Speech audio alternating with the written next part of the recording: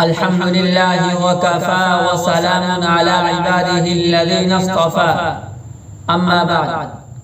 بزرگان محترم اور عزیز میرے دینی بھائیوں، قربانی کے جانور کے گوشت کو خود کھانا، رشتہ داروں کو دینا، دوست و احباب کو دینا، یہ سب درست ہے، لیکن اس جانور کے بعض اعضاء وہ ہیں جن کا کھانا مکروہ ہے، نہیں کھانا چاہیے۔ وہ 7 اعضاء ہیں۔ آپ علیہ السلام نے 7 اعضاء کو کھانا ناپسند فرمایا ہے۔ نمبر 1، دم مسفوح یعنی بہتا ہوا خون۔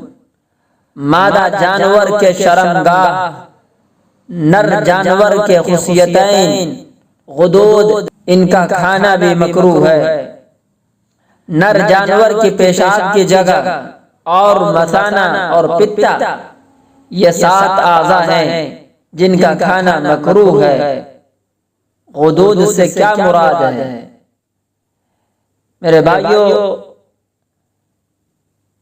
سخت گوشت کو کہتے ہیں۔ اس کی صورت یہ ہوتی ہے، بسا اوقات خون جم کر گٹھلی کی صورت میں ہو جاتا ہے، یا بیماری کی وجہ سے جلد اور گوشت کے درمیان سخت گوشت کا ٹکڑا پیدا ہو جاتا ہے۔ اسی طرح کبھی ہڈیوں کے درمیان سخت ٹکڑا بن جاتا ہے، جس کو اردو میں گلٹی اور گانٹ بھی کہتے ہیں۔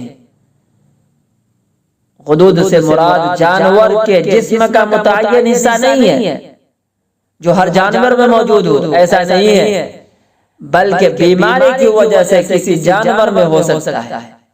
اگر کسی جانور میں موجود ہو تو اسے کھانے کی اجازت نہیں ہے۔ تو یہ 7 اعضاء ہے جن کا کھانا مکروہ ہے۔ ان کے علاوہ بقیہ اعضاء کا کھانا جائز ہے۔ ہوجری کا کھانا درست ہے۔ ہوجری ایک بڑی سی ایک تھیلی ہے جس میں چرا ہوا کھانا جمع ہوتا ہے، اس کو بھی کھا سکتے ہیں۔ اور ان کے علاوہ جو 7 اعضاء ہیں جس کو بیان کیا گیا، اس کو کھانے سے آپ علیہ السلام نے منع فرمایا ہے۔